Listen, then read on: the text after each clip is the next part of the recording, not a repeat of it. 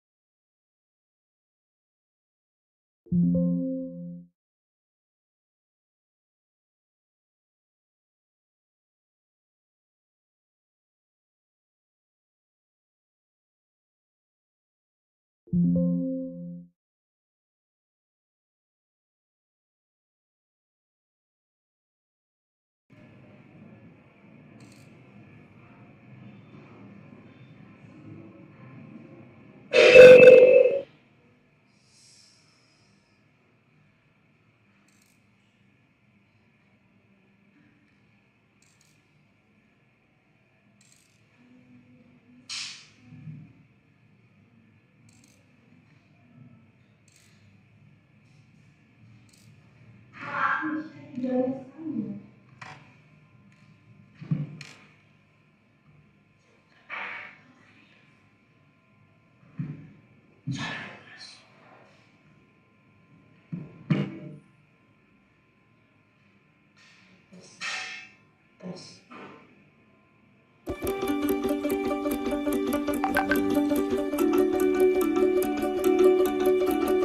teman-teman di SMP, perkenalkan nama aku Muhammad Syafi'i, mahasiswa program studi pengelolaan arsip dan pengembangan informasi angkatan 2019.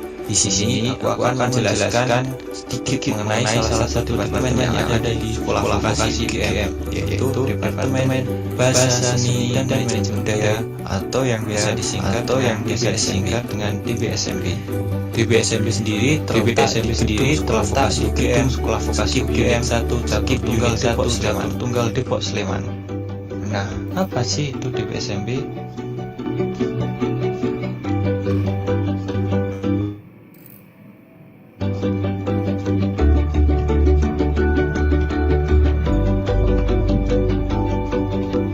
Departemen Bahasa, Seni, dan Manajemen Budaya atau DBSMB adalah institusi untuk membekali mahasiswa dalam kemampuan mengembangkan diri yang didirikan pada aplikasi ilmu dan pengetahuan dalam bidang kebahasaan, pariwisataan, dan kearsipan.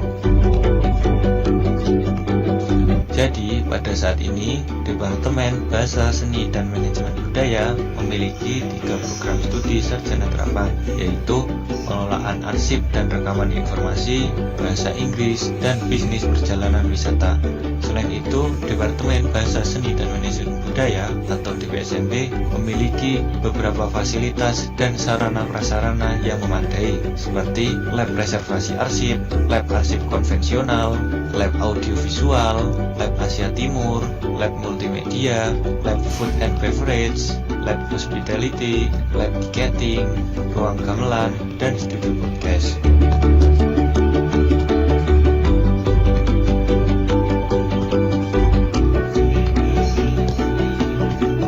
DBSMB berfokus untuk membekali mahasiswa dengan kreativitas dan soft skill yang diasah melalui organisasi tingkat departemen dan organisasi berbasis hobi di tingkat program studi seperti kelompok seni, olahraga, debat, dan lainnya.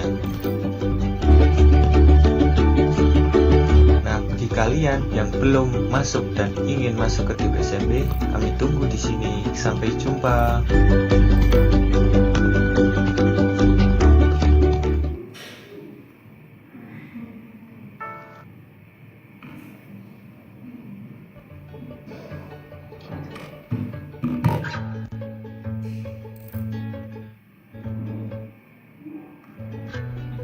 Kenalin, aku Oka. Belajar tentang perbankan adalah passionku. Prodi baru yang up to date dengan kebutuhan masa kini. Khas sekolah vokasi UGM banget. Sekarang aku lagi di N21 nih. Unit bisnis punya kampus yang bisa dipakai sesuai kebutuhan. Fasilitas? Jangan ditanya.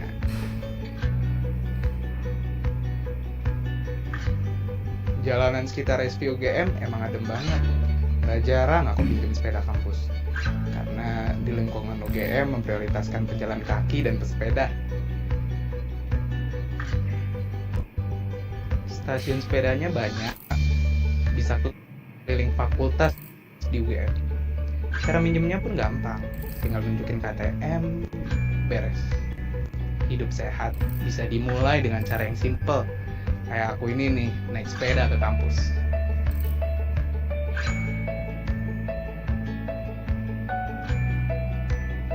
Kuliah di sini emang seru banget karena berbasis vokasional. 60% perkuliahan didominasi praktik sesuai bidang yang dipelajari. Laboratorium dan alatnya sesuai kebutuhan.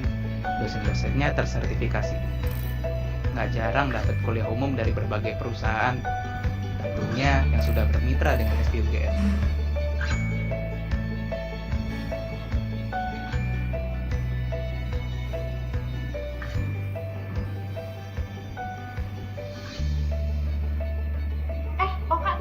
Oka, Lagi ngapain? ini nih lagi cek-cek beasiswa baru. Lagi cek-cek beasiswa. Iya, udah lihat belum di vokasi GMF? Iya banget. Oh iya, bagus ya. Iya, kalian tahu nggak? Ada berita baru loh di Instagram SUGM. Ini coba lihat. Ada expert luar negeri. Ini ada Korean Food Festival, ada summer course. Oh iya, Banyak bagus ya. Sebagai mahasiswa tingkat akhir, perpustakaan jadi sahabat aku. Tempatnya adem dan tenang. Enak buat ngerjain tugas. Ada juga ruang khusus untuk diskusi. Untuk yang lagi ada proyek kelompok, namanya perpus bikin betah.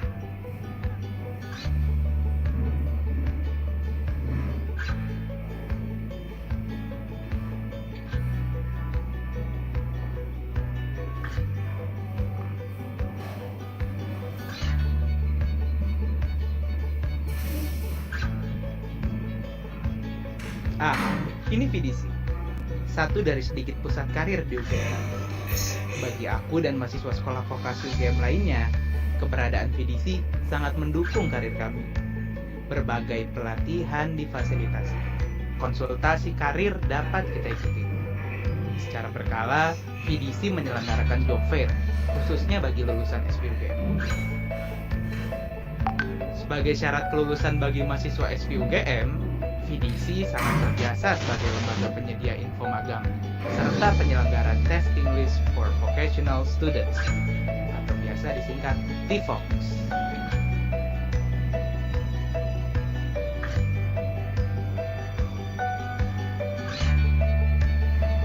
Dunia perkuliahan tak melulu soal belajar ilmu pengetahuan dan mempersiapkan karir.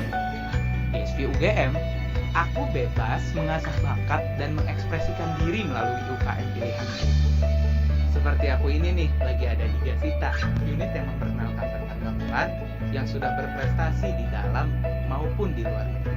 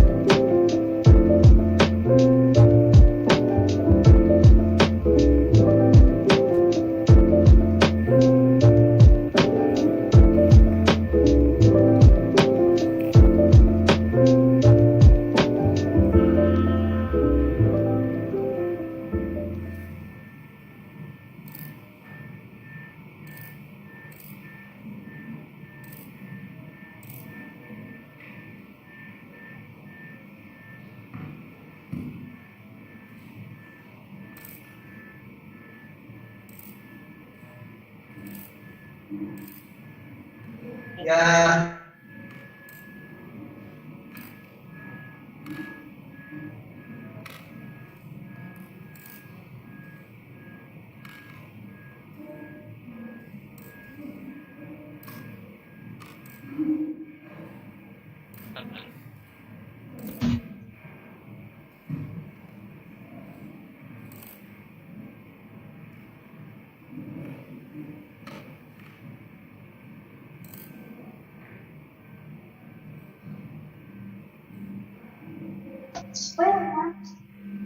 udah di dulu kan?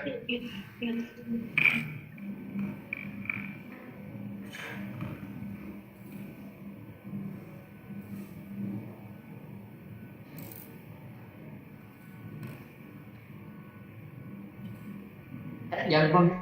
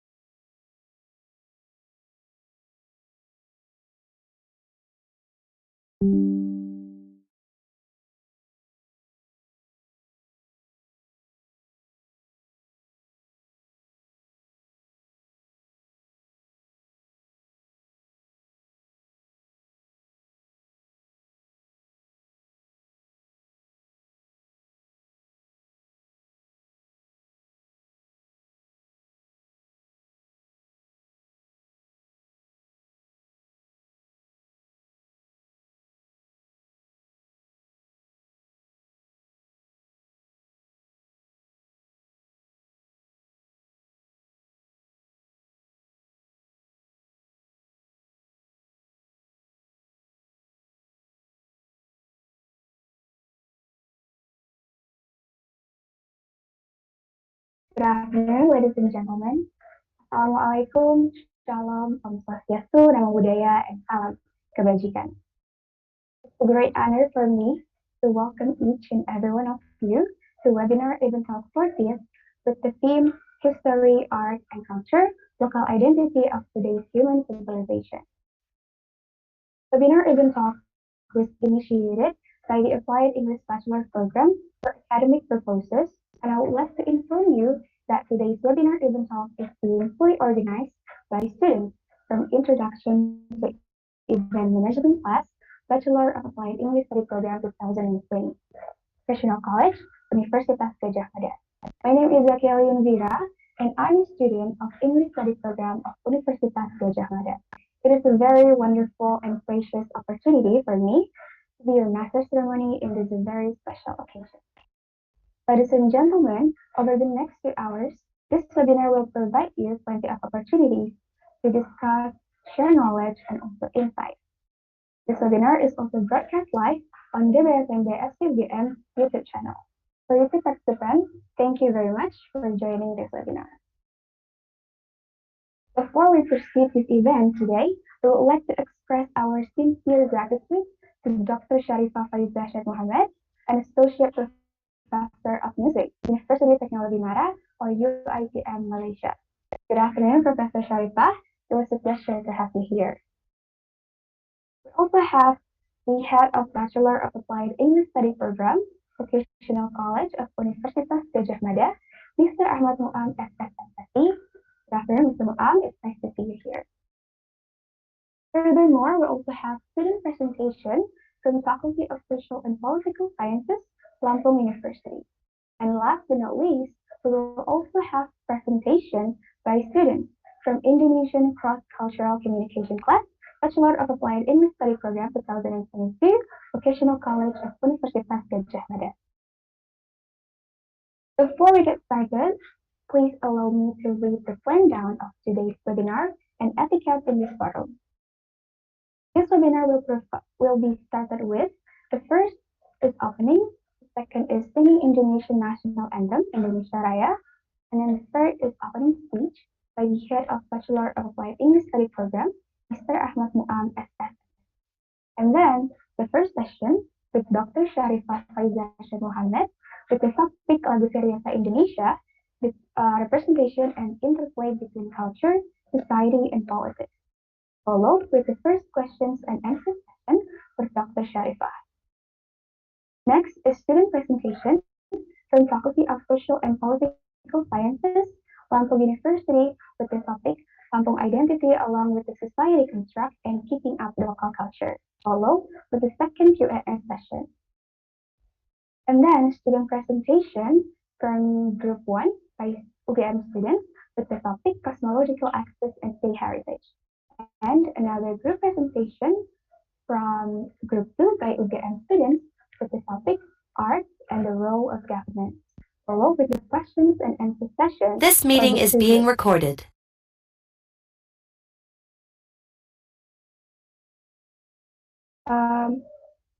Moreover, please also follow the house-rule of today's event, which are: the first, please turn off your microphone if you are not talking.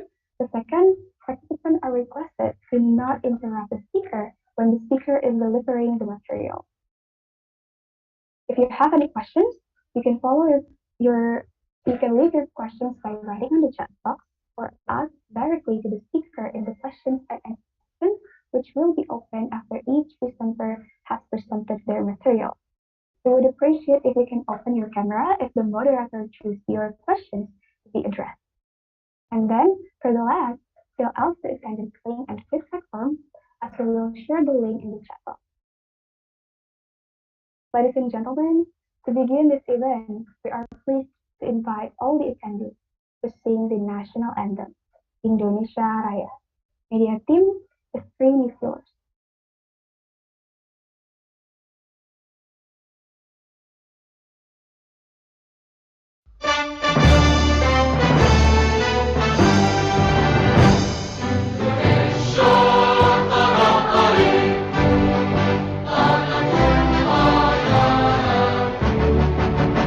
Di sana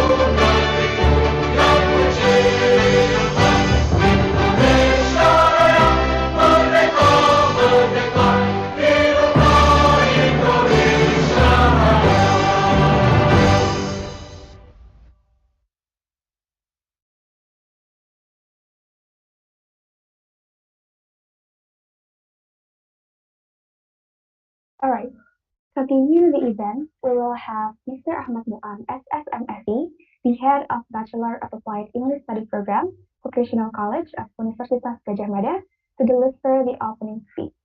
Mr. Ahmad Mu'an, time is yours.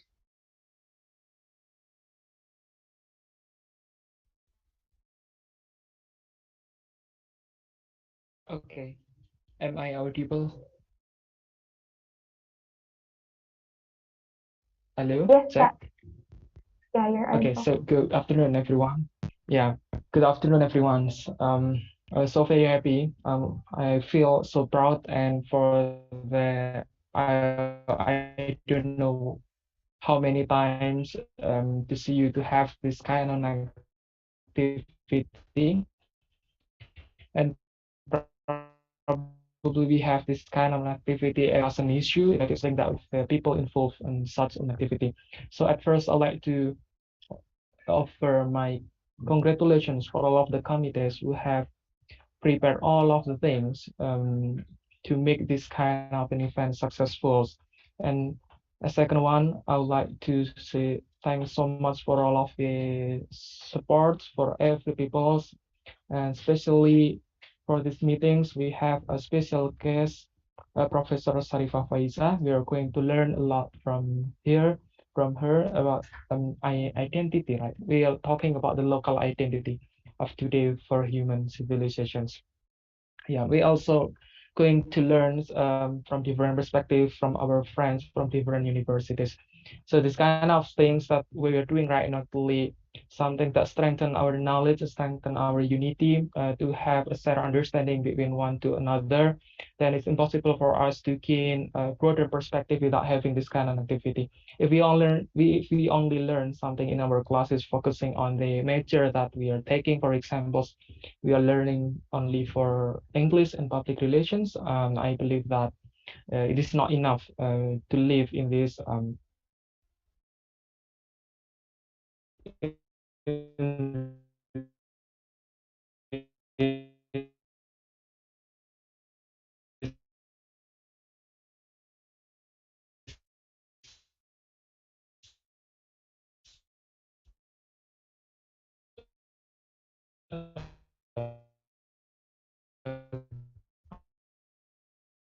global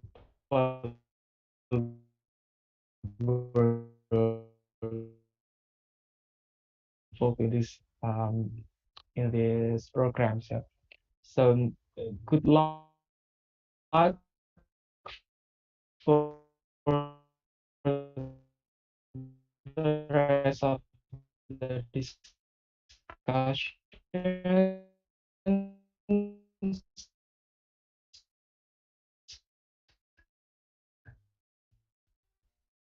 Um, we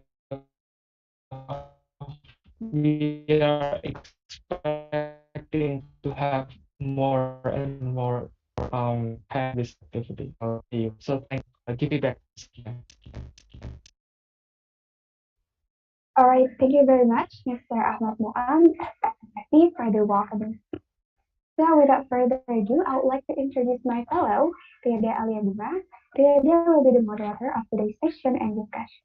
Riada, the screen is yours.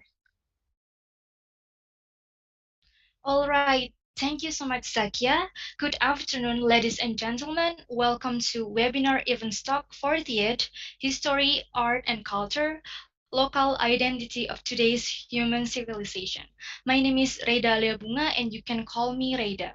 Same with Zakia, we are from the same major, which is Bachelor of Applied English Vocational College of Universitas Gadjah Mada.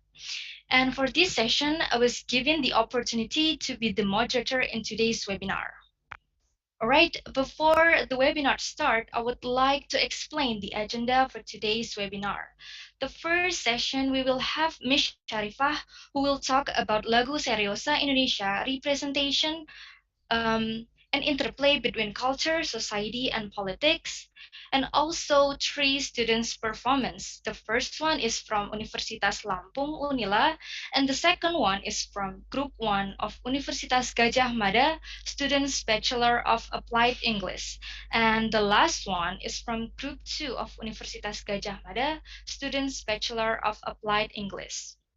As Zakia mentioned before, there is our very amazing guest speaker waiting, Miss Sharifah Faizah. Hello, Miss Sharifah Faizah. How are you, Miss? Well, hello However- everyone. Thank you for inviting me. Thank you, Miss. However, before Miss Sharifah delivers the material, as a moderator, I would like to introduce to you and also to read the short profile of our guest speaker. So, Sharifah Faizah Mohammed is Associate Professor of Music at University Teknologi Mara. She received her PhD from Monash University. As a graduate of City University UK, the Guildhall School of Music and Drama, and Bath University, she majored in piano and composition to obtain a BA Music and an MA in Performance Studies. In 2003, she established the Bachelor's in Music Performance course at UITM. Also, she premiered a book on the art song of Indonesia or Lagu Seriosa with Springer 2021 entitled Musical Nationalism in Indonesia, and the guitar tribute Tales of Malaysia Between Two Worlds 2020 by Nathan Fisher features her composition Incantation of Ulek Mayang. Now, she is currently Dean of Research and Innovation at the Creative Arts University Teknologi Mara, Malaysia. What an inspiring and talented person. For the participants, you might give reaction by clapping hand to appreciate our amazing guest speaker today. Alright, since we don't have much time, without further ado, let's begin the main session that will open by Miss Sharifah. To Miss Sharifah, you may start the presentation from now on. Well, thank you, Ms. Reda, and also Zakia, and to Encik Ahmad Muam, and also to Ibu Dewi, who was the first one to reach out to me with regards to having a sharing session. And I'm very pleased and honored to be one of the participants for today's talk. And I hope that the students and the committee who have been working very hard for this webinar will continue to do so, for this sharing session is indeed very valuable. So I really thank Ibu Dewi for her hard work and reaching out to me, even though we may not have any similar backgrounds, because I come from the School of Music and Ibu Dewi is completely from a different field, but I think this is why this particular webinar is very fruitful for all of us. So I will start my presentation without further ado by sharing my slide, because I think if perhaps it will be easier to control, or would I be able to let Zakia control the slide? Because at the moment I am not able to share the screen. What would best be? I think the committee will share the presentation. Okay, all right, sure. Okay, fine. Okay. So we will perhaps play a little bit of something here. Perhaps you could drag it somewhere towards the third quarter.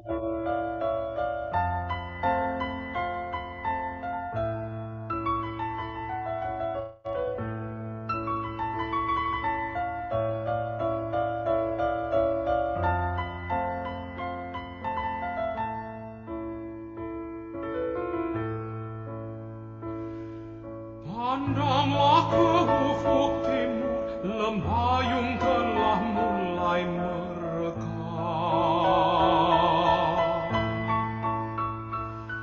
Lukisan malam akan berganti di saat langit memerah. Dalam kesunyian, dalam kedamaian alam semesta,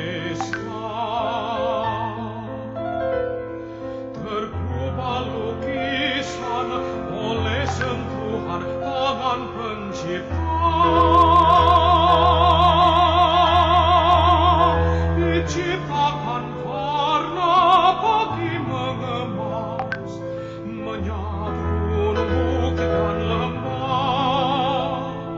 Diciptakan warna alam menghijau, dan burung-burung putih melayang, menebar di angkasa raya, di atas cakrawala yang biru. Kini ku pandang dataran hijau subur penuh warna bunga. Angin yang bertiup mengusik rumpun bambu di tepi sungai.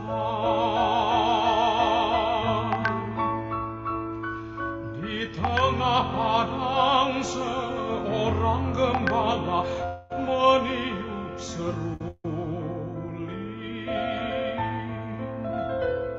Mengalir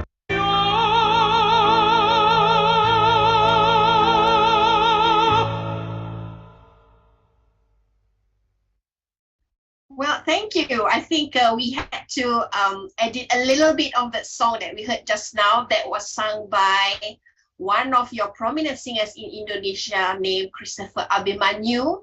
And that was a song composed by Mr. Yongki Johari back in 1985 when he was 26 years old. And I wonder, from the 72 participants here, have you ever heard of these songs before?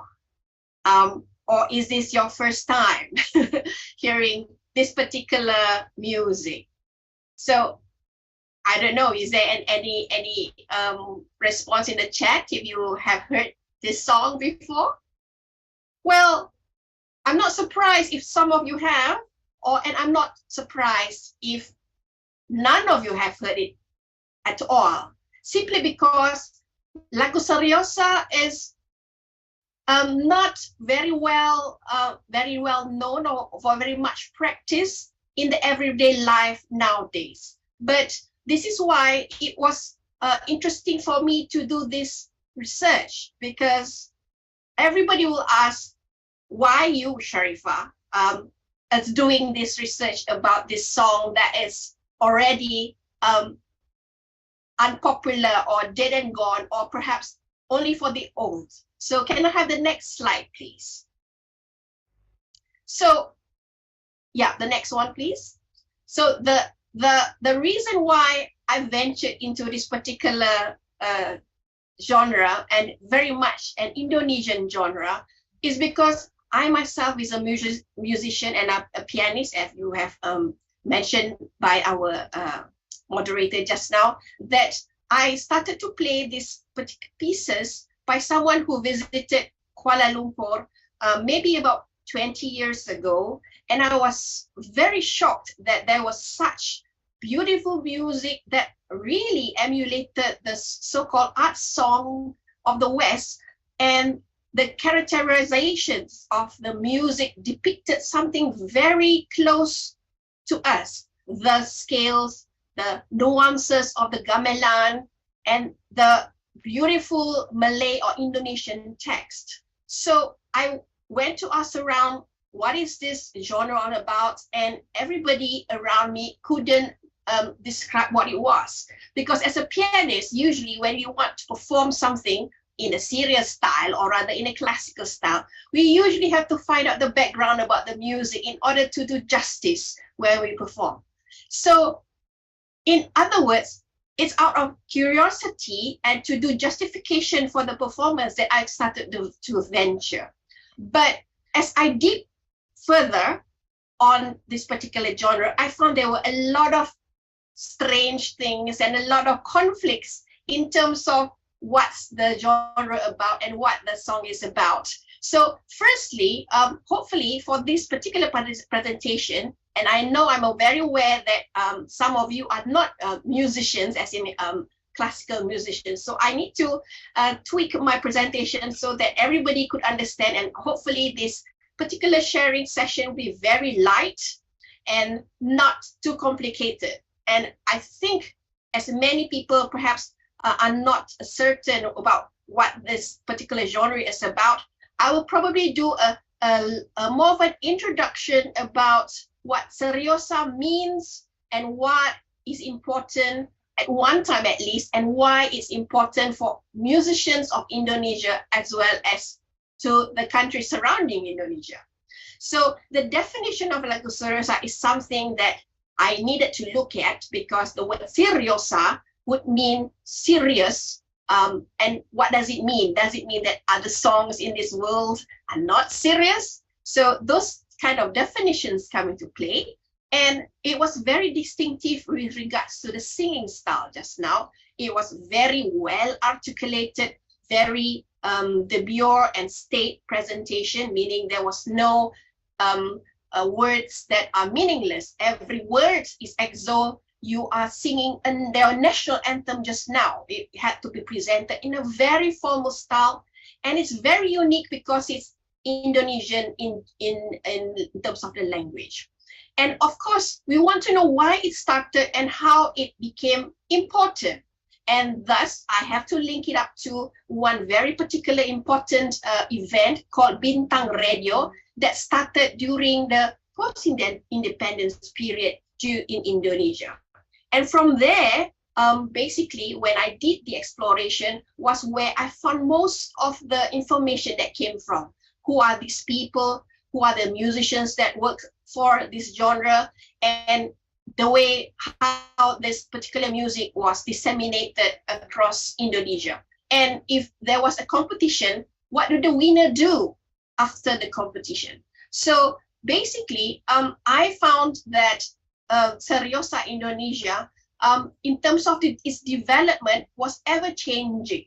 And in terms of the messages that it was trying to put out was also changing and shaped by the surrounding, shaped by part of the politics as well as the society that comes with it.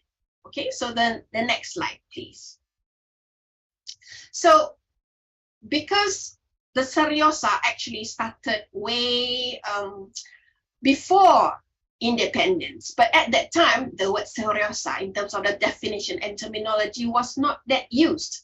But why suddenly it became a genre of Indonesia? The paradox or the conflict is that it's very much like the Western art song, or some of the songs that are utilized by the German composer Schubert or Schumann. Maybe some of you are quite familiar with that. So the model or the shape and the structure of the songs are very much of the Western model of the art song. And how it started in the East Indies or in post pre-independent Indonesia was because of the missionaries that brought those music of Schubert, of these art songs, and sort of teach them to the schools where they identified with some of our composers of the Lagu Seriosa, who is Corner Simanjuntak. And I think if I mentioned the word Muntilan, the venue is very close to Yogyakarta, to all of you. I myself have not been to this place, but maybe some of you are very well connected. So Corner Simanjuntak is actually one of the first composer of this so-called Lagu Seriosa. But at that time, there was not yet this terminology, simply because he used poems as text, meaning that he takes poems that rings to him and created a music setting which typically uses just the piano. So because of this, he was also using the songs and using some of the poems that rings very important to him and also relevant at that time. And what happened is that he made a lot of transcripts, or rather he created these songs in terms of a formal setting with the score. And this is a very important growth, because prior to this, a lot of the music were always orally transpired, right? Transmitted orally. But such development means that Mr. Cornell, already captured whatever he intended and created a music setting for the poem so that it will basically draw out the meanings behind the words. So in other words, this is where the paradox is, meaning that if someone were to ask, why is it a song such as this become important in Indonesia, we have to explore this in the next slide. But Cornell basically was doing this kind of approach because of what he studied, and it very much how he started this so-called practice of putting words into music setting, right? And when you have a score, it means that you have to follow the score, and there are no ad-libbing, or rather additional notes or additional words to it. So that is the so-called strict way of approaching the music, and it has to be followed. And that is why this kind of attitude that you have to abide by the score, in a way, means that it's a serious matter when you approach the music. So part of the connotation of the word seriosa is because the approach and the way we performed is something that you need to be trained and you need to prepare yourself. So this idea of education and preparation was basically the background of why the so-called genre was linked to the words. Besides, it's also one of the Latin languages, or the Dutch language, is a serious music, right? So that was in a way why the terminology of seriosa, the singer style, and therefore lagu seriosa, the repertoire that comes with it, becomes established later when there were more compositions created under this genre. Okay, so can I have the next slide, please? Now, basically, this is the question that we are asking today. Why did lagu seriosa become an important Indonesian musical genre, particularly after post-independence? Because, as I said, the term really officially started during maybe in the 1950s or so, when Indonesia was establishing itself as a nation, and also the fact that it needs to promote itself to the world. Next, please. Now, a general quick look on the musical landscape in Indonesia and also the surrounding areas in Southeast Asia.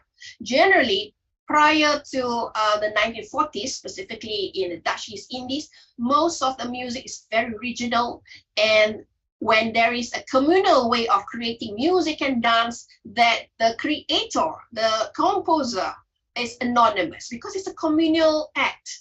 And therefore, another feature with the regional music is that sometimes, well, you have some words that are meaningless, like, for example, the words alahai or adoy, or words that are casual in nature, that are integrated in the music, and these are called vocables. Means that it's the words are casual, there is no specific meaning. And another one is that the language used for regional music is very local, the local dialects and things like that. But as these are all also represent identity of that particular community, during the mid-20th century, there was a new awakening in the region, whereby the establishments of nations happened. So when Indonesia came to be, right, when Indonesia became independent, and then you have your very first president, President Sukarno, there was a very important effort to create kind of identity for Indonesia, as well as the other countries in Southeast Asia. And therefore, at this point in time, to cut the long story short, everybody was working towards what is Indonesia. How do you or anyone fulfill that independent goals? So as musicians also, you are being questioned. What do I do with my creation in order to fulfill this independence that we fought so hard? So therefore, during the mid-20th century, songs are not just something that you play in the community, but it became an identity marker for countries. And of course, I'm sure you know, Bahasa Indonesia became established, and therefore, songs that are regional in nature in terms of the language also must be considered in terms of how would I relate for someone to when I sing the song in Jakarta and the one to someone in Yogyakarta, for example? And we know with the archipelago, with the broad and wide challenges of creating this so-called identity of Indonesia, the language is of course very important. And hence, lagu seriosa, in fact, none of lagu seriosa that I've seen actually use dialects. Maybe there's one or two, but I'm not quite sure. But majority of lagu seriosa utilize the Indonesian language, plus the music setting, the music that you hear, always based on trying to paint the poem. So that means the composers usually will look at the poem, the text, and basically paint the music in order to deliver the meaning behind.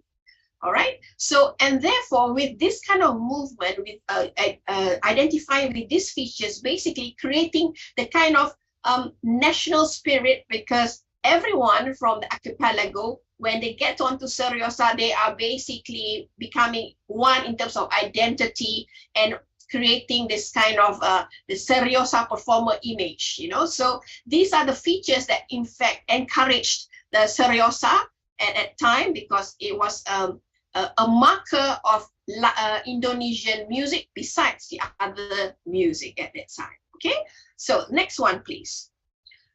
We need to know who are the people who started this, basically. So during post-independent, that is when the terminology came to being. And as I mentioned just now, the word seriosa did not start earlier, but to cut the long story short, basically, the idea of seriosa was also to capture what Cornel Simanjuntak did during before independence, or during the pre-independent war. Simanjuntak was also a fighter. He was going against the colonizers. And when he died somewhere before 1950s, he had friends who basically understood him and basically tried to capture the spirit of Cornel Simanjuntak back in after the 1950s. And these friends of him, the colleagues of him, such as Binsar Sitompul, basically went to become one of the pioneering generation of the RRI, or the Radio Republic Indonesia. So this particular genre started in 1950s, and Bintang Radio basically was the platform while these songs became created.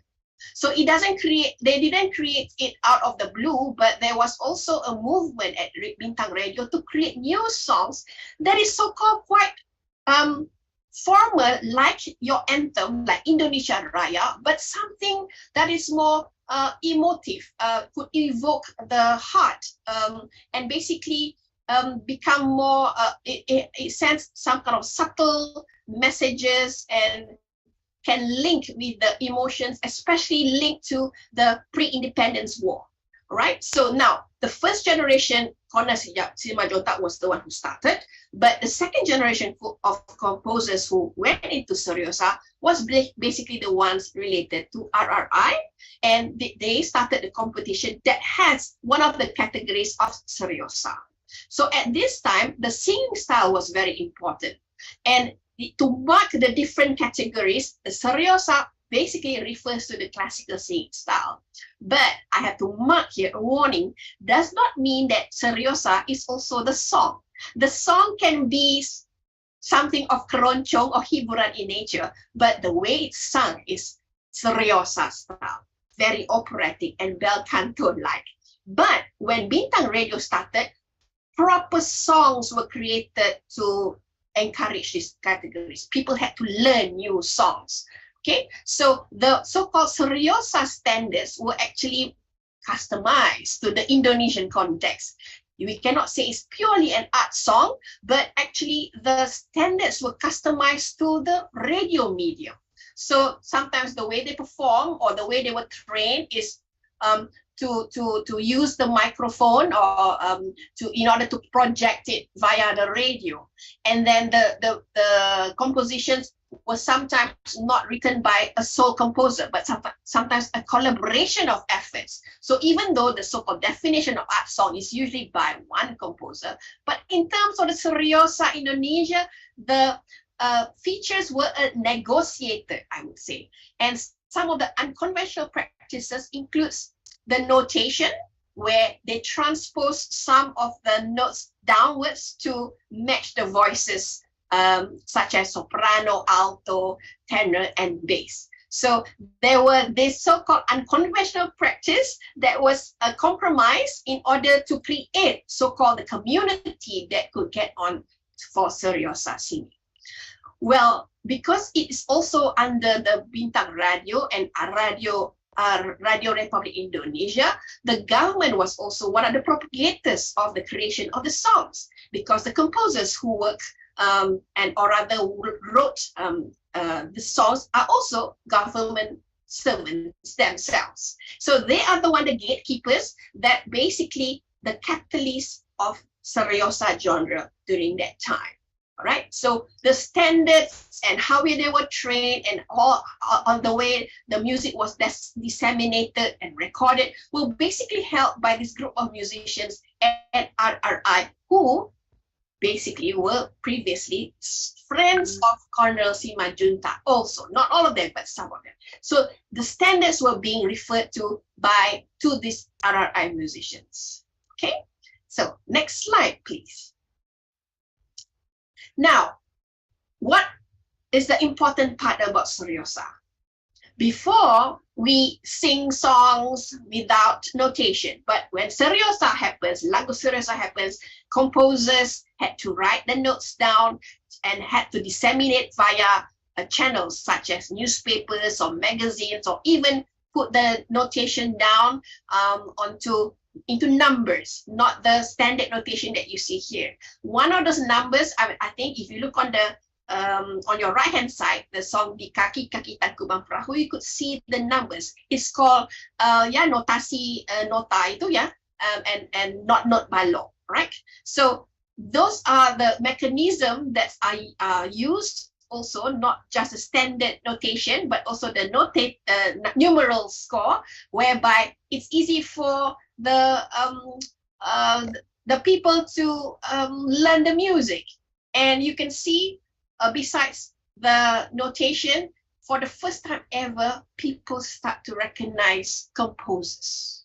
So composers have a place in Indonesia now. They were not just musicians or the traditional musicians, but people know them by name. Iskandar, Mokhtar Embod, Bin Sasi Tompol, Syafi'i Embod. So those names were actually during that time where they were the ones that created lagu Seriosa, as well as the other anthems that are needed by the government at that time. So where are these scores published? They are published in some of the archives, or rather newspapers that were disseminated at that time. Here I have a few examples. One by Iskandar in one of the RRI magazines, and this is one of the ways where the music is disseminated. Number two, when people enter the competition, they will rakam, or rather record the song into a cassette, and they will distribute. Or another one, they just put the numbering, and then they will actually pass by hand to people who want to join the competition within the RRI branches. Okay, so this is a very, very important change with lagu Seriosa Indonesia, and therefore people are not able to deviate from the notation. But as I said, there were changes in terms of they transpose it if they cannot match what is written, meaning they put the music higher or lower in terms of the intervals. Next, please. Now, when is the final of this competition takes place? Usually during Hari Radio, which is on 11 September. And Hari Radio is linked to the radio fighters of RRI, who actually fought to ensure that radio will never stop broadcasting. So this was the link of Seriosa being born in Buntag Radio, and at the same time when you have the finals, it's associated in 11 September. And at that time, songs were very much associated with the pre-independence war. And it was always about longing, and the songs are very melancholic. Right, so people had to design the songs that way, and towards the 1960s, 70s, when there was a change of government, those songs were outdated. Those songs were not relevant anymore. People did not want to think about the revolution, so the government were canceling all the dejected songs and changed to a song that has a positive vibe and longing for a better place. The song that you heard just now, written in 1985, even though it was in the beginning describing about the beauty of the landscape, the personal tribute to the creator, to God, at the end of it, it declared that the love for Indonesia is still there. So in 1985, there was a balance between so-called personal longing, adoration of the landscape, but at the same time, adoring Indonesia in its landscape and its vastness. Nothing too much on the patriotism or the revolution rhetoric. Okay, so in the picture, Ros Pandanwangi, who is still very much alive in her 90s, was a national winner in 1959. She was the one that became the winner during, and this was delivered by Ibu Fatmawati, First Lady of Indonesia. So very much associated with the government agenda, and also being broadcasted means that everybody was looking forward to the finals of Hari Radio, and they will announce who the winners, the top winners of Seriosa, besides Keroncong as well as Hiburan. Okay, next one, please. So why do people want to sing Seriosa at that point in time? So here I have some examples of some winners during the competition that the singers, Seriosa winners, right, have the opportunity to further their studies overseas. They study overseas, maybe most probably in Italy or even Amsterdam, because at that time, Sukarno, who loved art and music, of course, were giving scholarships. And most of the people who studied opera, studied voice, were those who came from the Seriosa background. So what happened is that they got offered scholarships to study, and it means that those people who have never had training in Seriosa was also changing their genre. They could sing Keroncong, but at the same time, they will change the genre. They were able to sing Seriosa song because they can be winners in Seriosa category as well as Keroncong category if they deem fit. So there was this basically a fluidity and a chance for everybody to upgrade themselves in a way. And when you are a winner, you get recognition and stardom, and you will be recognized or invited to star in films. And of course, once that's done, the whole of Indonesia knows you become very prominent. But one of the most important opportunity is that the competitions and the promotion of Indonesia would happen simply because these singers were to present themselves in the international stage and promoting Indonesia. Okay, next one. How are we doing with time? Are we okay?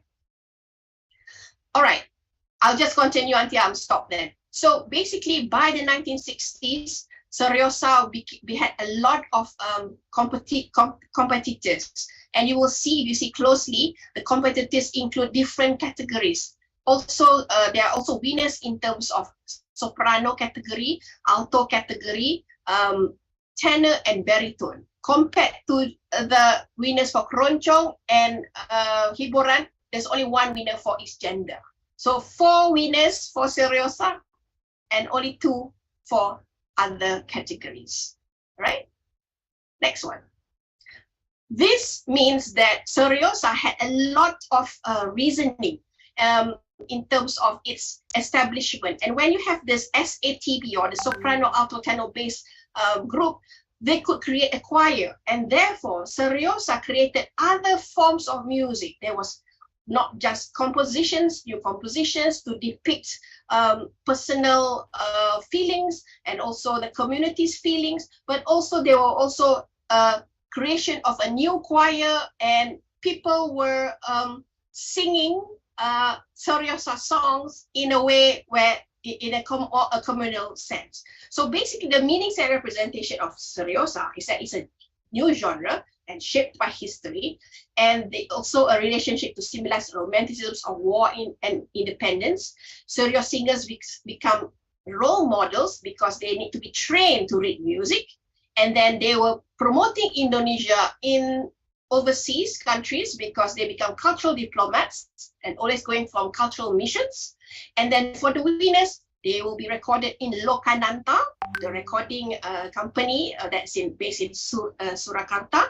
And also the musicians now have a new topic. So it's a very important movement because they could discuss about composition and about different techniques in different seriosa songs. I've mentioned about the choir, and also the meaning behind the songs represent different social groups as well as individual. At the same time, the composers that are associated with the RRI are also used to create nationalist songs and basically dictate the direction of seriosa music after that. Can I go to the next one?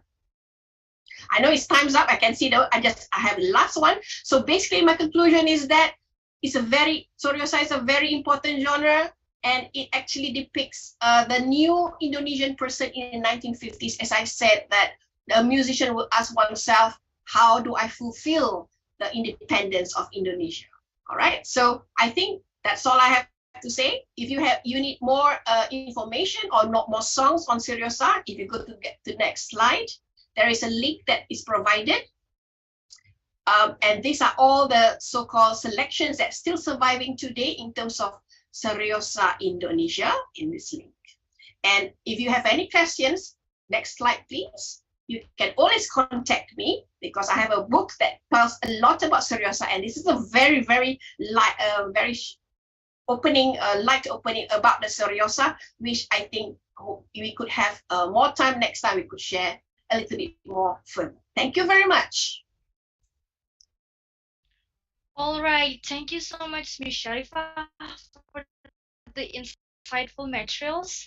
This is just the first presentation, but our knowledge is getting wider because we can deepen our understanding regarding lagu seriosa.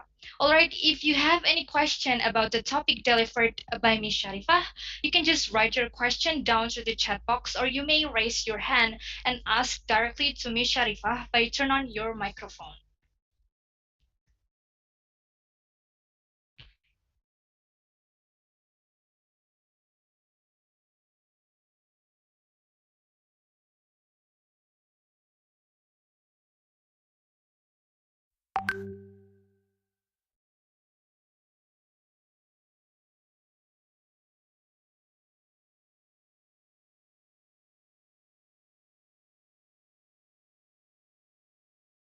All right, while we are waiting for the question,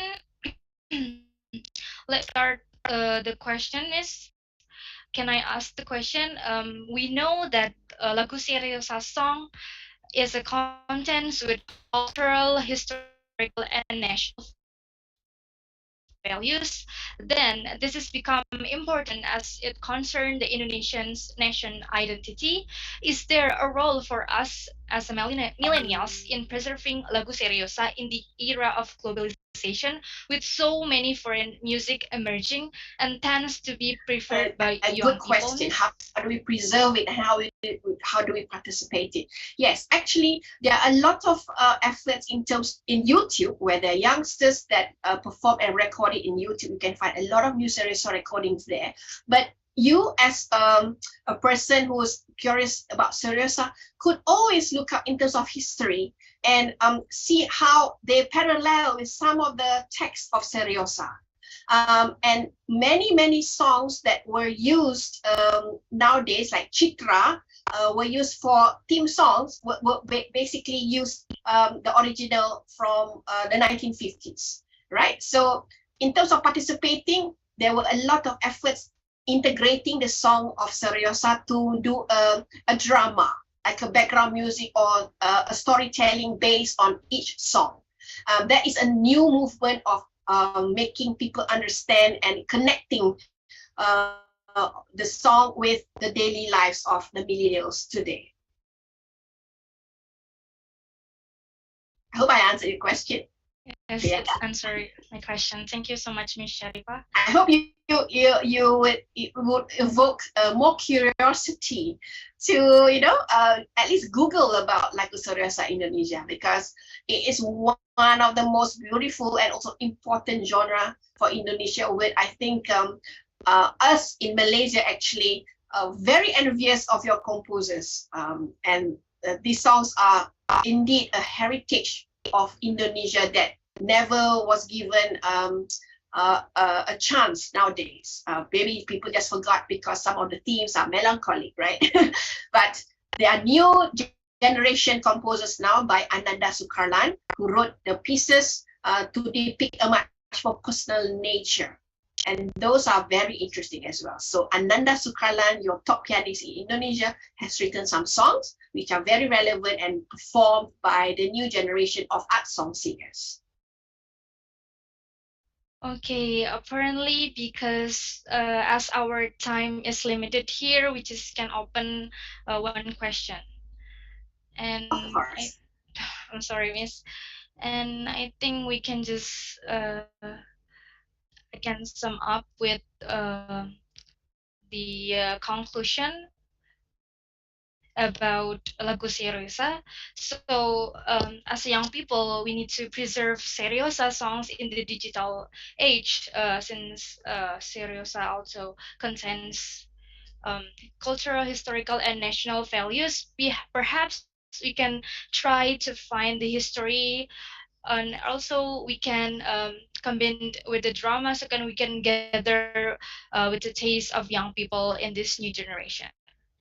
Thank you so much, Dr. Sharifah, You're to the welcome. presentation.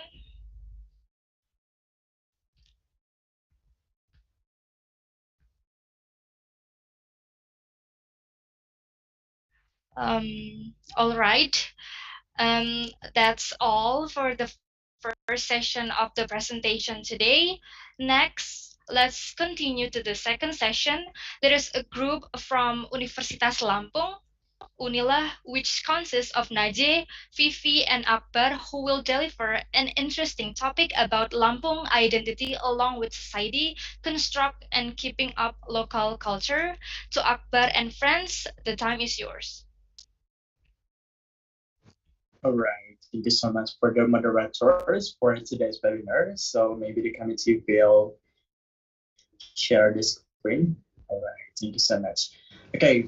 Hello, good afternoon, everyone. So we are from the group from University of Lampung. So today we're going to present our material for today, which is Lampung identity along with society construct and also keeping up the local cultures.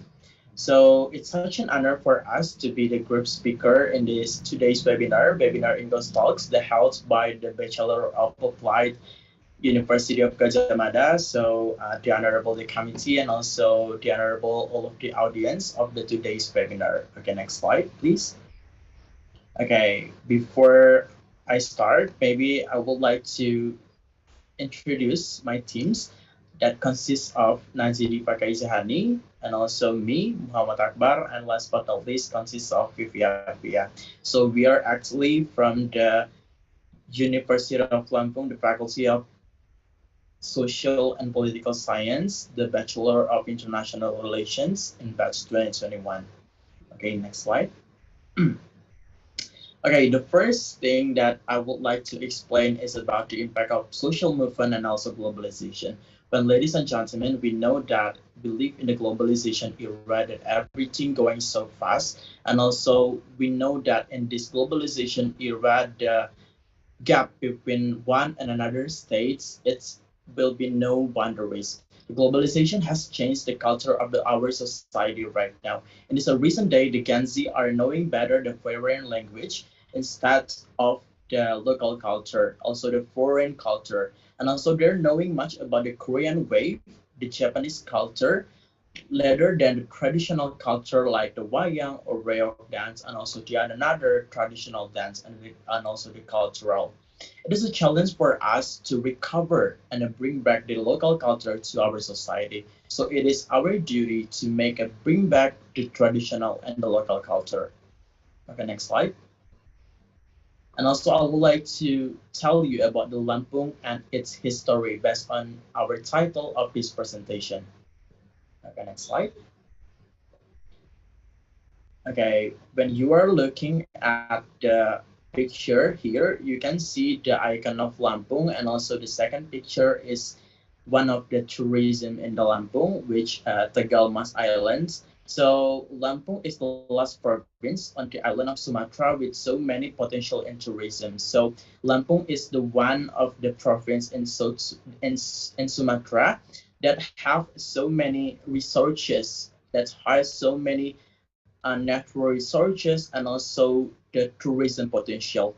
That the territory that located close to the capital city makes Lampung to be one of the most frequent roads and known as the Gate of Sumatra Island. So ladies and gentlemen, one of the example is this Tegal Mas Island. So the people known this such a beautiful island. It's because it's close to similar to the Maldives. So if you're maybe come to Lampung, you can also visit the Tegal Mas Island because it's so beautiful. So we know that the Lampung is the gate of Sumatra Island. So many activities that cross between the Java Island to Sumatra Island that across Lampung province. So it's makes Lampung to be one of the strategic city or strategic province in Sumatra.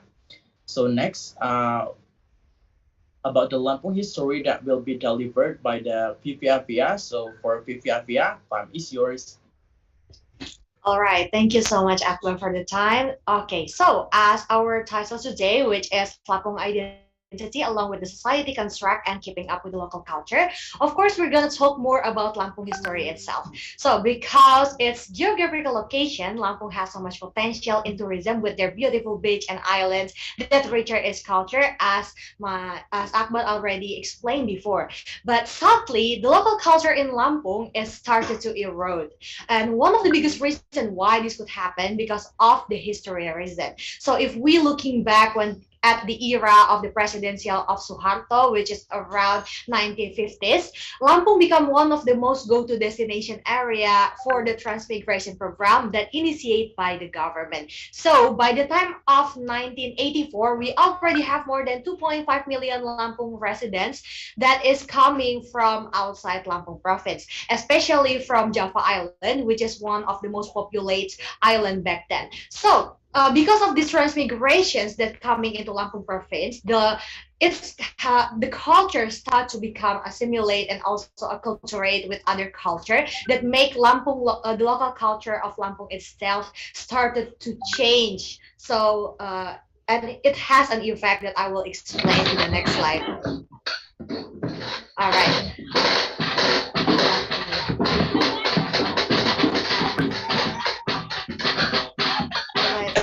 Sorry.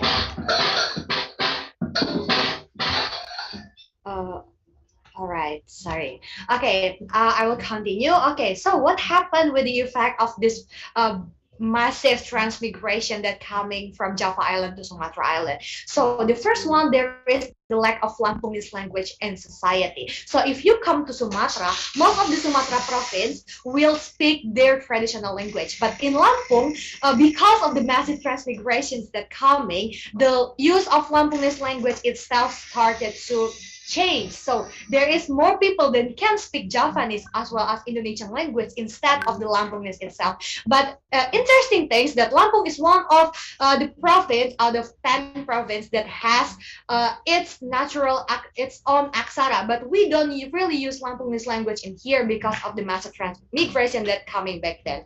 And the second one is people tend to make a group based on their ethnicity. So if you come into Lampung province, what happened with the society that's construct is they tend to make a group based on their ethnicity. So if you're coming to Lampung, there you will find a lot of Kampung Java or Java village, Kampung Bali or Bali village, and something like that. That people tend to make a group based on their ethnicity.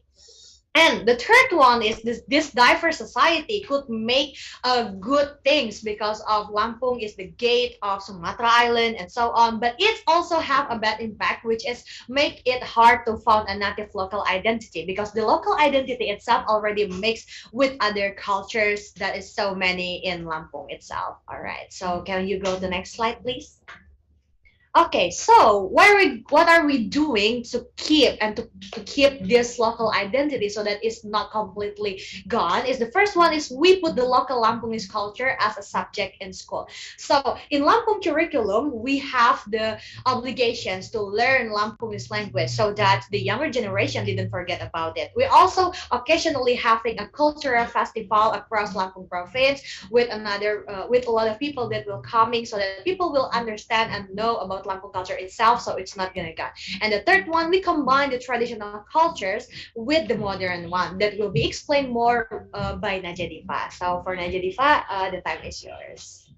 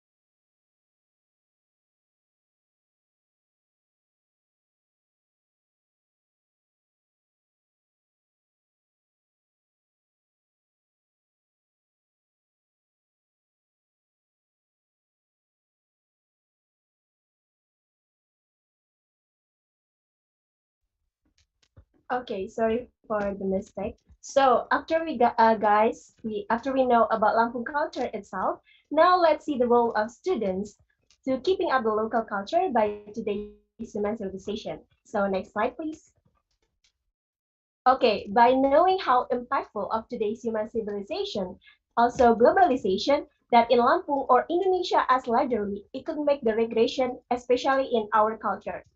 As a part of society, we as students have an important part to keep up our cultural because we as students will have five main tasks. There are, first is iron stock. We as a next generation from our family and also we as a students have a great opportunity to having a good education so that we can be a good for keeping up the local culture. Next one is an agent of change. We, as a part of society and having a good pace, at this point, we as youth also can be a good agent of society to change the cultural. And the third is guardian of value, and the next one is moral force, and the last one is social and the last one is social control. Next slide, please. Okay, by knowing five main points that we have to do so that we make several points of the ways to keeping up for our blessing cultural. First is realize, second is movement, and the last one is share and also encourage others. I'm gonna explain by one by one. First is realize. We as students and also a part of society must be realized how important local culture that we have. At this point, we as students definitely having a critical thing that can be push ourselves to loving more than our local culture. And so by that, decide to keep up the local culture will be for. The second is movement. Why we call us a movement? Because we as students realize how important and also have to keeping up the culture. We can start a few steps like first, relearn the local culture by university and also a cultural figure or anthropologist. Second is participating the local culture activities. In Lampung especially, we could participating Pekan Budaya Daerah events or also New Generation Lampung Festival. And the third is join and participating a cultural organization or movement. For example, is Lampung Lampung Ambassador organization that the way they do to keeping up the local Lampung Ambassador organization that the last but not least is also share and encourage. With these ways, we can share our experiences and story about our local culture in our social media with unique and also creative ways. Because by today's civilization, we believe we can share everything can be shared and accepted by technologies. After we shared and promoted how we do as a students to keeping up the culture, especially our culture in which is Lampung culture, we can also join a friends and also family to do the same thing as we do. Or maybe they can be interested to keeping up the local culture based on what we do. In this human civilization, we believe that society can be affect also other people or even society for the good things that not we give. So everyone, that things we could be shared for all. We hope by this event, we as students can be realize how much important we are a social and also cultural agent for changes. Thank you for the attention and also we will be back to the moderator.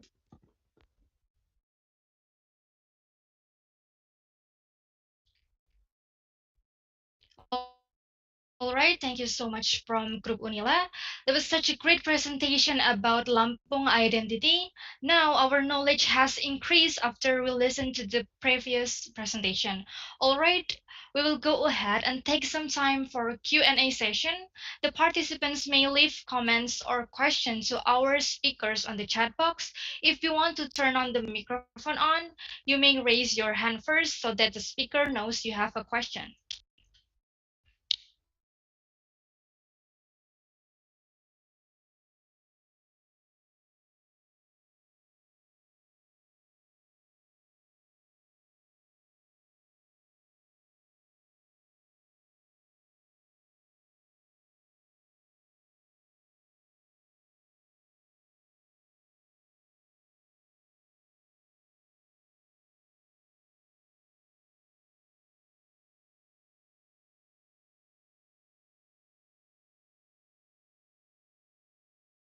Is there any question from the participants?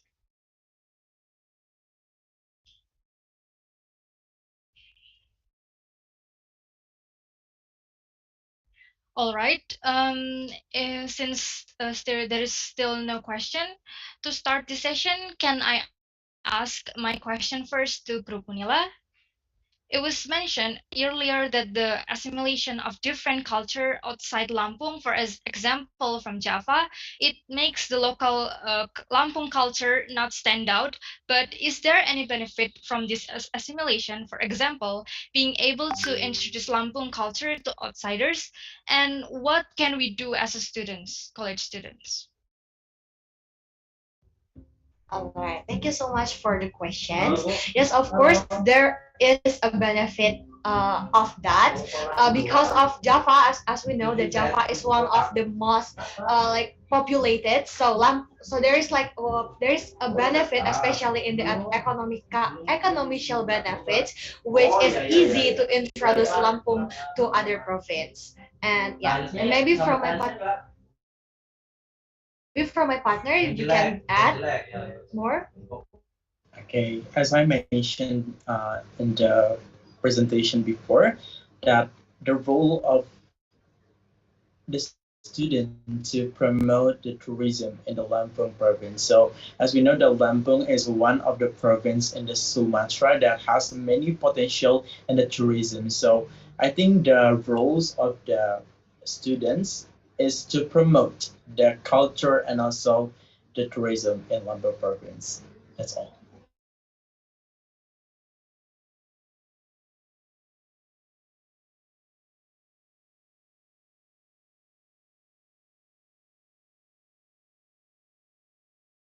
So I think that's enough. So maybe Najadiva will add or enough. I think that's enough for my partners that delivered the answers.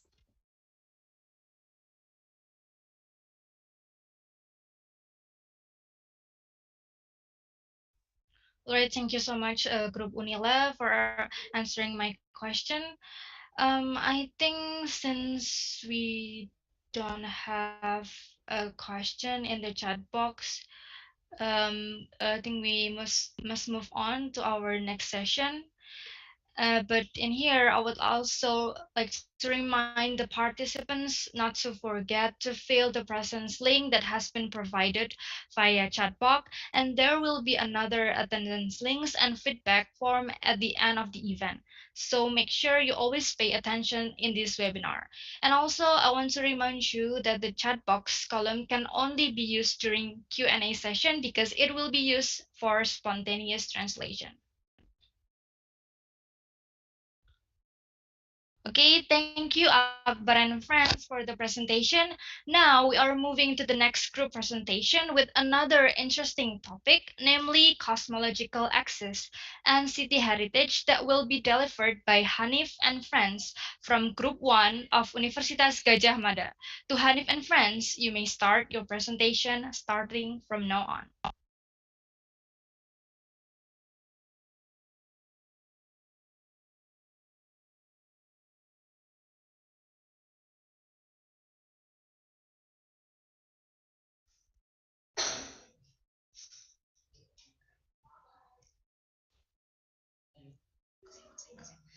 Okay, good afternoon, ladies and gentlemen.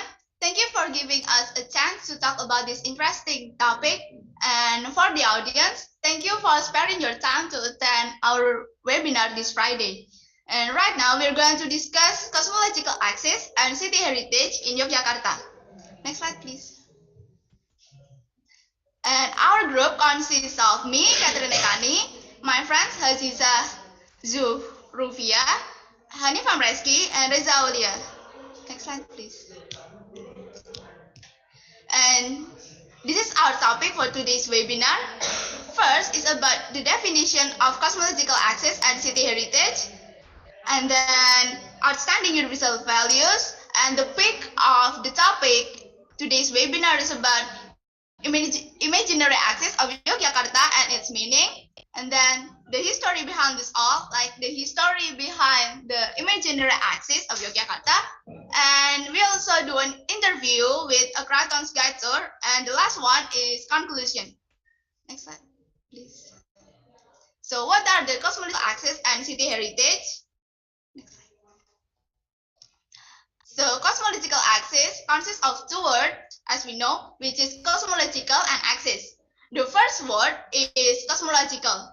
It is based on the word cosmology, which means the study of the relationship between space, time, and the universe. Then the axis has the meaning that a straight line about a body or geometric feature rotates or may be supposed to rotate. A city heritage contains two words. City, which is a large town, is an inhabited place of greater size, population, or importance than a town or village. And heritage is a features belonging to the culture of a particular society, such as tradition, languages, building that were created in the past and still have historical importance. So, city heritage is a historical site, a building, or an area of the unspoiled natural environment considered to be important to a country or area heritage. Next slide, please. And the next topic is about outstanding universal values. And to be considered of outstanding universal value, a property needs to meet one or more of 10 criteria, meet the condition of integrity and authenticity, and have an adequate system of protection and management to safeguard its future.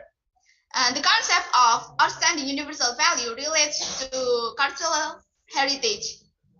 And the cosmological axis of Yogyakarta and its historic landmark are being nominated as a World Heritage Property under criteria 1, through 2, 3, and 6 of outstanding universal values. And the criteria number 1, 2, 3, and 6, as you can see in the shared screen presentation. Next slide, please. And the cosmological axis of Yogyakarta is the configuration of the space on the axis line equipped with element of space from Panggung Krapyak in the second one from the left here, and Yogyakarta Palace or Kraton in the middle one, and Tugu Golong Gilik the second picture from the right side. And the axis is an illustration of the concept of microcosm, which is the real life nature that is the journey of human life. In the concept of macrocosm, there is an imaginary line from south to north. They are in the South Sea, in the south of course, and Mount Merapi in the north. And the next slide will be delivered by Hanif. Okay, thank you, Catherine. So in the map, you can see that Yogyakarta's direct line from Mount Merapi to the South Sea, which goes through three places. So there are Tugu Putih, Yogyakarta Palace, and Panggung Krapyak. This direct line from north to south is named the philosophy line. But the cosmological axis in Yogyakarta is from the imaginary axis, which is different from the philosophy line. If philosophy line is from north to south, the imaginary axis is the opposite of it. So the imaginary axis is more to the chronological meaning of the line. It represents human life that starts when human is born, grow into an adult, and then dies. Or in Japanese is Sangkan Paraning Dumadi. And then next slide, please. And then I will explain about the landmark and city heritage in this imaginary axis of Yogyakarta. So first is Mount Merapi, symbolized as human who have attained kasampurnaning ngauri, or the perfection of life, will have a strong spiritual radiance and not be attracted by worldly lust. This starry condition, or pikoko, is symbolized as the steadfastness of Mount Merapi. And then is South Sea. South Sea has a special meaning to the people of Yogyakarta as the palace of Kanjeng Ratu Kido, the ruler of the sea. South Sea also symbolizes human's life. South Sea is cosmologically a picture of dynamic of society, which is always moving and changing like a wave on the sea. So the next is the city heritage. There are Panggung Krapyak, Kraton, and Tugu Putih. From Panggung Krapyak to Tugu Putih symbolize the process of human birth, or Sangkaning Dumadi, which grows to become an adult human, have family, become pregnant, and give a birth to a child. So on the other hand, from Tugu to Palace symbolize the path of human perfection back to their creator, or Paraning Dumadi.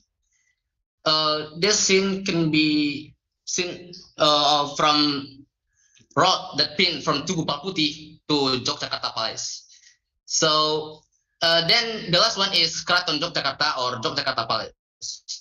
Kraton is a puncture of center of life for the people of Yogyakarta. Yogyakarta Palace depicts human life that is mature and human life after death, which is symbolized by Kiai Wiji lamp in Gedong Prayokso, which never goes out. And next slide will explain by Reza. Okay, thank you, Hanif. So as previously mentioned, the imaginary line has a meaning of the human life journey. It also has several other meanings. The first one is the relationship of humans and their gods, which is in Islam known as hablum minanas, humans with humans, hablum minallah, and then humans with humans, hablum minanas, and then humans with nature, represented by fire from Mount Merapi, and then soil from the land of Yogyakarta itself, and then the water from the South Sea. Next slide, please. So in the next slide, I will explain a little bit about the history of Yogyakarta was built, how it was before Indonesian independence, and after Indonesian independence. Next slide, please. In the first picture, we see Pangeran Mangkubumi, also known as Sri Sultan Hamengkubuwono I. He was also known as a skilled architect. He started building Yogyakarta Palace as the center of Yogyakarta city, and then planned construction around the palace on the basis of philosophy that he envisioned, thus ending up creating the line. On the second picture, Yogyakarta before independence was an area that the Dutch government referred to as Zelfbestuurlandschappen, or autonomous regions. They can govern themselves, which actually still happens today by having the royal families still govern the Yogyakarta. And then the third image shows Indonesia after independence. Yogyakarta enters Indonesia after President dropped a mandate on the 5th September 1945. The Yogyakarta and Pakualaman is now known as Daerah Istimewa Yogyakarta. That's it from me. Next slide will be explained by Aziza. Okay, thanks for the time, Reza. So we have interview with the Keraton historian Yuda Nur Salim last week on November 11th to ask a few questions. Next slide, please. So as what my friends have said earlier, here are some facts that we got from our last interview. The first one is Tugu Golong Gilig was built after the Anti-Agreement 1755. Before the palace was built, Tugu Golong Gilig had been built first to unite the people and the king so that the Dutch would be afraid. It's also a symbol of the king's unity with the people. So if we think the palace is building that was built first on the imaginary line, we are wrong. Because what was built first is Tugu Golong Gilig, which Golong means elongat and Gilig means round. The second one is Tugu was rebuilt after the collapse in 1867 with a square shape. So actually, it used to be 25 meter high, but after the big earthquake, it became 15 meter. So it was wide, and that's why the Dutch call it Wittenpart. And the third one is now only several people know about this philosophy. It depends on their intellectual level. So it means that a Keraton Turkid or Abdi Dalam must learn and know about all the history so they can tell us anything we are asking about. Next slide, please. Here the conclusion is Yogyakarta has an imaginary axis that applies the concept of human life in it, starting from the South Sea, Panggung Krapyak, Keraton, Tugu to Mount Merapi. It means all the process of human life from birth to death. So that's all from us, and I'd like to return it to the moderator. Thank you. All right, thank you so much, Group 1 of UGM. What an amazing presentation from Group 1 of UGM. So now we know that cosmological axis of Yogyakarta is the configuration of the space on the axis line equipped with elements of space, the Panggung Krapyak, Keraton Jogja or Yogyakarta Palace, Tugu Golong Gilig. And the axis is an illustration of the concept of microcosmos, which is the real-life nature that is the journey of human life. All right, after we hear from the first presenter of Group 1 of UGM, now it is time for Group 2 of UGM deliver their presentation. The topic of this presentation will be no less interesting and informative. The Group 2 of UGM, consisting of Adisti, Lutfi, Leonie, and Johan, who will present the topic about arts and the roles of government. All right, without further ado, to Johan and friends, the time and screen are yours. Okay, thank you so much for the time. And I speak for my team here that we are delightful to have this opportunity. Thank you so much. Now let's go straight into the material, but next slide, please. Yeah. Allow me to read the outline first. First, we're going to discuss about what is FKY, and then why is FKY held, and then history of FKY, and then the evolution of FKY, then FKY 2022, and then FKY's influence on society, and then summary. Next slide, please. So, Festival Kebudayaan Yogyakarta is an annual arts festival took place in Yogyakarta. Usually, FKY is held in June to July when the students are on their school break. art performance, cultural entertainment, or even general entertainment are the attractions that FK offers. Other than promoting local culture, FK also promotes culture from other provinces. For instance, Palangkaraya from Kalimantan Tengah Province and Musi Banyuasin from Sumatera Selatan Province. Furthermore, FK also provides a place for bazaars, competitions, and also culinary fairs. Next slide, please.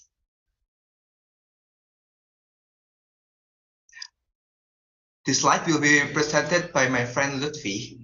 Lutfi, the time is yours. Okay, thank you very much, Johan. I'm going to explain the history of FKY. FKY was first held on 7 July 1989. Coincidentally, it was carried out with the opening ceremony of Monument Jogja Kembali. In 1990, FKY was held at Alun-Alun Utara. This event was joined and facilitated batik artists to show their product. 29 arts marching community and painting exhibition that display 200 paintings from 200 painters. Other than that, at open stage on Alun-Alun Utara was joined by 57 group consists of elementary school students, teenager, traditional dance performance, comedy show, and traditional singing such as keroncong and ketoprak. Festival Kesenian Yogyakarta in 1989 was held at the same time with the opening ceremony of Monument Jogja Kembali on 7 July 1989 by the Indonesian president at that time, Soeharto. The 1989 FKY is an overview of Yogyakarta's growth dynamic. The 1989 FKY was filled with so many attractions such as modern culture, art performance like traditional dancing, traditional music, wayang, film, and performance about daily life. The first FKY was held in 1989 following the Gubernur Kepala Daerah Istimewa Yogyakarta, number 18, KPTS 1989, official law from Yogyakarta province leader. FKY also supported by respected artists in Yogyakarta and by another high council such as DPRD, Dinas Kebudayaan Provinsi Daerah Istimewa Yogyakarta, Bapeda, and Dewan Kebudayaan. Festival Kesenian at first was a research that held by Yogyakarta Culture Council because Yogyakarta need a cultural event at that time. The last one is the first FKY was led by Bakti Suminto and inspired by Festival Kebudayaan Bali. FKY's leader, Bakti Suminto from Universitas Yogyakarta, went to Bali for a week because Bali had been successfully held Pekan Kesenian Bali. From this experience, Bakti Suminto decided to hold a similar event in Yogyakarta. The difference between Festival Kesenian Yogyakarta and Festival Kesenian Bali are located in the main event and the following event. Festival Kesenian Bali does not have the following event that enrich the main event. Festival Kesenian Yogyakarta do a kirap seni to mark the beginning of FKY. However, Festival Kesenian Bali do a parade kebiar as the main event. This idea was then brought into a discussion. Later on, Yogyakarta's government agreed to fund FKY from this funding. Bakti Suminto collaborated with cultural communities in Yogyakarta to do an event similar to Festival Bali. Next slide, please. The next slide will be presented to you by my friend Johan. Thank you so much, Lutfi, for the time. And I just want to add a little bit information here. In 1989, FKY was held for the first time by presenting the concept of community market. Only by looking at the name, we may conclude that the festival was held by and for the citizens of Yogyakarta. As the name had been altered, therefore, we can say that the name alteration was properly made for the citizen of Yogyakarta. In 1990, FKY was held at Alun-Alun Utara, which is famous for the twin ficus tree. As for 2013, FKY was held at Pasar Ngasem. And in 2019, FKY changed its name to Festival Kebudayaan Yogyakarta to Festival Kesenian Yogyakarta. The change that took place in FKY name was not merely a name alteration. The change also influences our perspective towards FKY. The change suggests a significant momentum for those who have lived in this city. For the pandemic era, FKY in 2020 was held with two methods. The first method is online through YouTube, and for the offline method, it was held at Sonobudoyo Museum. However, FKY was held at each province in Yogyakarta. For example, in Kulon Progo held art exhibitions and art performance to participate in FKA. In 2021, FKA was held online, but was held totally online, but it was totally broadcasted from Jogja National Museum. FKA's theme that year is Mereka Rekam. In 2020, FKA was held as hybrid. Next slide, please. The next slide will be presented by my friend Adisti. Adisti, come here. Okay, thank you, Johan. Okay, so I will talk about FKA 2022. FKA 2022 was held in hybrid and whispered form. The latest speaker at the opening ceremony is Sri Sultan Hamengkubuwono X as governor. He said in speech that high culture is not always come in a complicated form, but rather how the culture and the nation will survive. The theme of FKA 2022 is Merekah Ruah. It means that culture is not just about artists, but also about the local citizens. It also a hope about the existence of FKA itself. The event continued with a colossal dance show called Sasaji Amarta. There is one ritual as a way from Bumi Amarta for being grateful to Sang Yang Widi or to God for the land and water. The ritual is using small jars filled with water, which are held by 5 Gregorians, and then alternately pouring water into a large barrel. This ritual was done by Sri Sultan Hamengkubuwono X, the leader of Arts and Culture Ministry DIY or Punda Kebudayaan, the head organizer of FKY, and the dancer.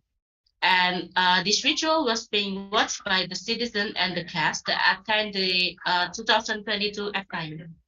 And on the second week of FKY, the leader of Arts and Culture Ministry, Dian Laksmi Pratiwi, said that FKY 2022 has successfully created a free cultural expression space that can be utilized by the citizen with so many activities as an interesting program. Next slide, please. Okay, this is FKY influence. The first is from an educational point of view, FKY has a lot of benefits. For instance, FKY is introducing some Indonesian arts and cultural treasure to the local and international citizens. Second is, with FKY, the government opened the doors of creativity for so many Indonesian artists. FKY can provide them with a place to show their work to the public. Next is, according to Danang Harsa, which is Sleman's vice leader, arts and culture can be viewed as a national unifier. He said that the most important thing is how to we give ourselves and the next generation arts and culture introduction. FKY also become a way to preserve Indonesian arts and culture and protect them from extinction. And last but not least, Festival Kebudayaan Yogyakarta also plays a role in Indonesian arts and culture promotion. With this festival being held, more international communities or persons will come to Indonesia to see and study wonderful Indonesia, also the arts and the culture. Okay, the next slide will presented by my friend Leonie.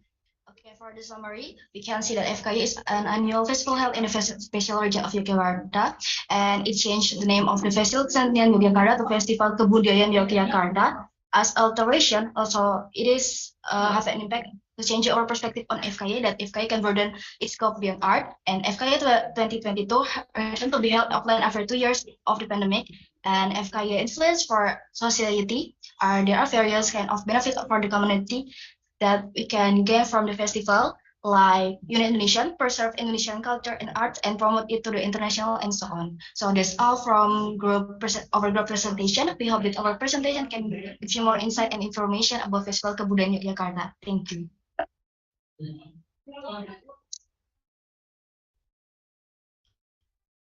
All right. Thank you so much, Johan and friends, for delivering such an insightful presentation. Moreover, the topic that was brought was very good about Festival Kebudayaan Yogyakarta or FKY, which is an annual arts festival that held in Yogyakarta. Next, our agenda is the Q&A session regarding the two topics that have been delivered very well by the Group 1 and also the Group 2 of UGM. If you have any question, please don't hesitate to drop your question through the chat box or directly ask the speakers by pressing the raise hand button, then turn your microphone on.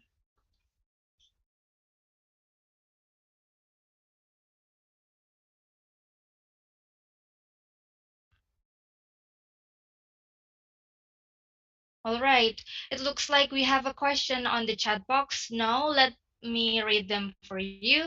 The first one is from Niken to Group 1. Is the cosmological axis only owned by Jogja? Then, if it's owned by other regions, what makes this Jogja cosmological axis unique? To Group 1, you may answer this question.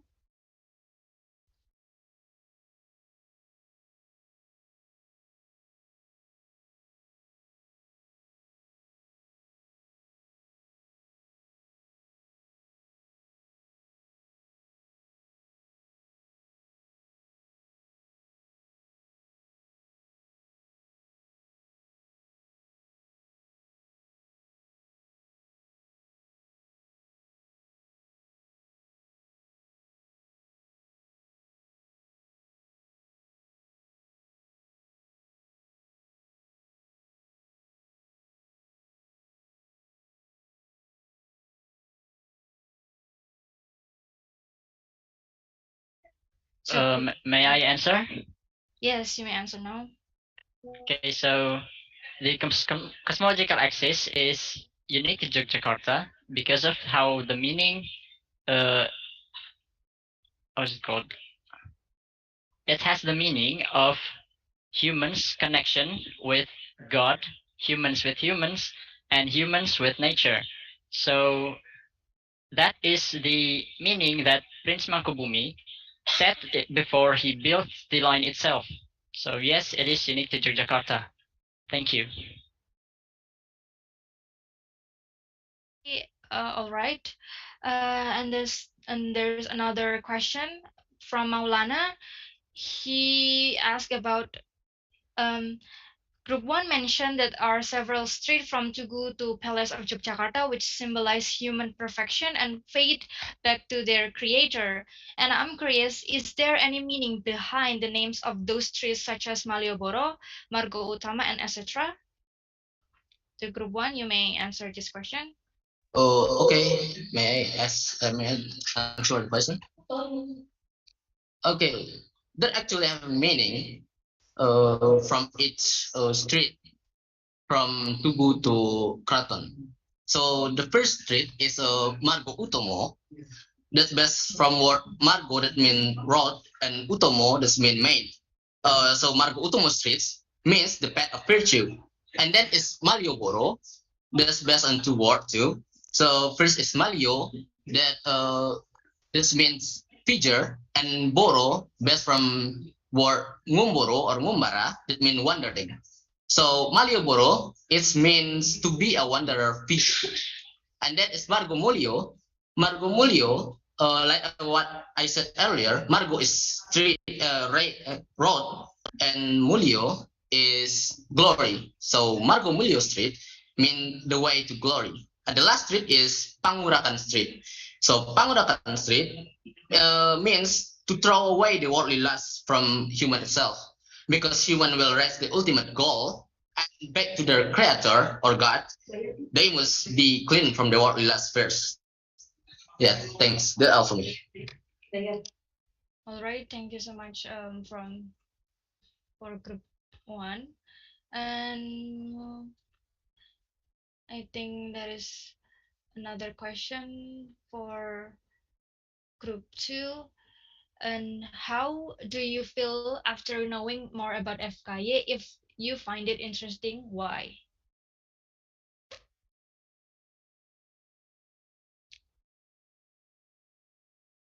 To Group 2, you may answer this question.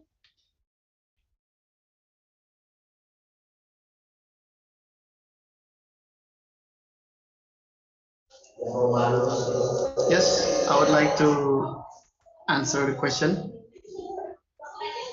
We all feel insightful and interested to go to FKA. Hopefully, we can go there the next year. Yes, we are indeed find it interesting to learn about it.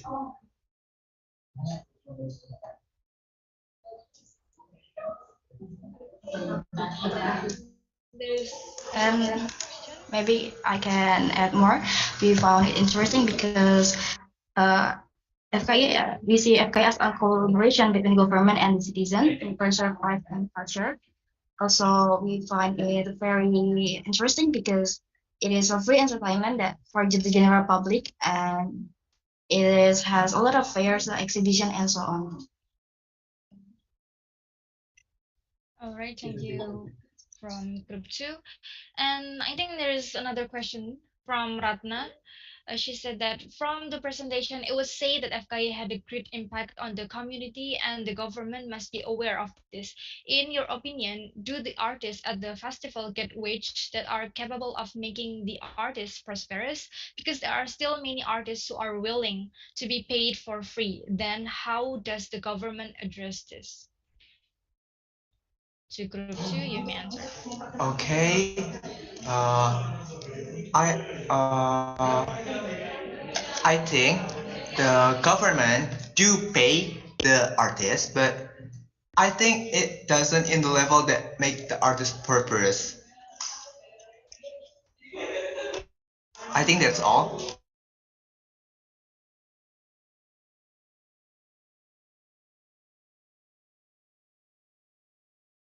Maybe Adisti wants to add something.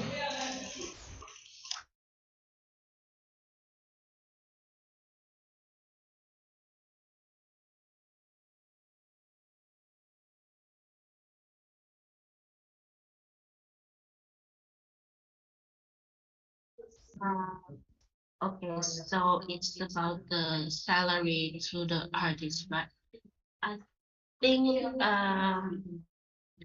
the government they can not that pay salary, but they give to the artist as like exposure, big exposure for their life.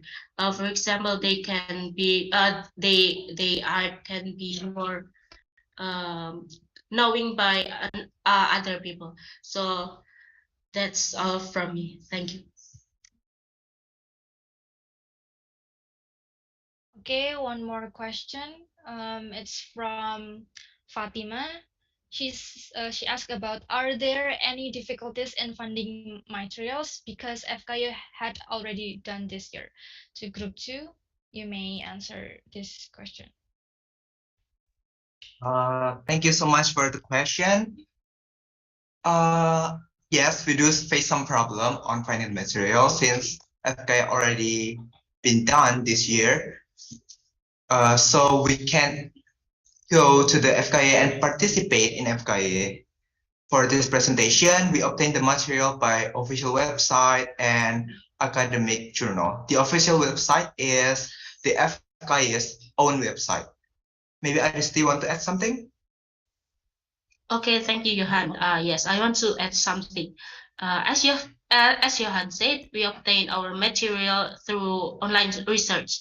However, there are not so many information that we can on the internet. There are only a few academic journal and discussing this material with our group. That's all. Thank you.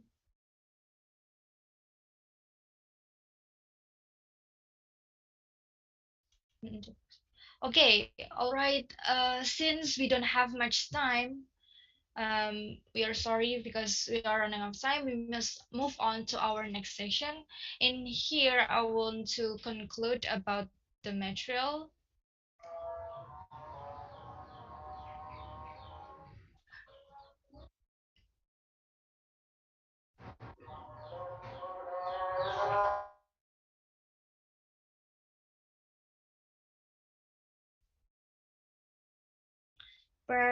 Perhaps I would like to highlight a little bit about this session. Um, There is uniqueness of Jogja cosmological axis, which is it has meaning of the line itself, and also there is a meaning related to Margo Utama and etc. Moreover, we also talk about FKY. There's a lot of uniqueness because FKY is a collaboration between government and society, and also a lot of fairs and exhibition next. We can concern more about how the government address related minimum wages of the artists, as there still a lot of artists who are willing to be paid for free. Perhaps the government can pay the artists and increase participation in the exhibition. All right. Thank you so much for the participants who asked the question. The questions are indeed really good. That indicates that the audience here is very interested about this webinar. We get additional knowledge beyond the metro that has been delivered by groups that have performance. And from this explanation from four group, I can conclude that Lagu Seriosa plays an important role as an Indonesian musical genre after post-independence, and musicians are able to contribute to fulfilling Indonesia's independence. Meanwhile, we as students have an important part to keeping up our cultural. And there are three ways to keeping up our local culture, such as to realize and make movement and also share and encourage others. And also, Yogyakarta has an imaginary axis that applies the concept of human life in it, starting from the South Sea, Panggung Krapia, Kraton, Tugu, Tumon, Merapi. It means all the process of human life from birth to death. Lastly, we have FKY is about annual festival that held in the special region of Jakarta and as a medium to introducing cultures and arts to the public and preserving Indonesia's cultural heritage and promote Indonesian culture to the world. All right, everyone, the presentation session in webinar event stock 40th History, Art and Culture, Local Identity of Today's Human Civilization have finished. I would like to express my appreciation to all the speakers for sharing the fascinating material and also to all attendees for your participation. Now, I give the rest of the session back to our MC, to Zakia. The time is on your side. All right, thank you very much, Idealia Bunga. Next, we will head to the next session, which is closing. I would like to thank all the participants that already attended this webinar, and also thank you for our speaker today, Dr. Sharifah Faizah Muhammad, and then student presentation from Lampung University and Universitas Padang. Thank you for the new knowledge and insight that we can learn during this webinar. Before we move on to the last session, which is documentation, I would like to remind all the attendees not to forget to fill the attendance link and feedback form that was distributed through the chat box. Both must be filled out because later it will be used for the requirements to get the e-certificate. Now, before I end the session, if you don't mind, please turn on your camera because we're going to take a pictures together here.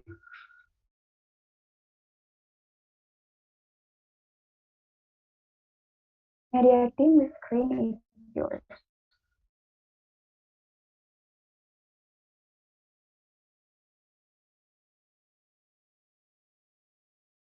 Okay, maybe I will take 3 screenshots since there are 3 slides available on the screen.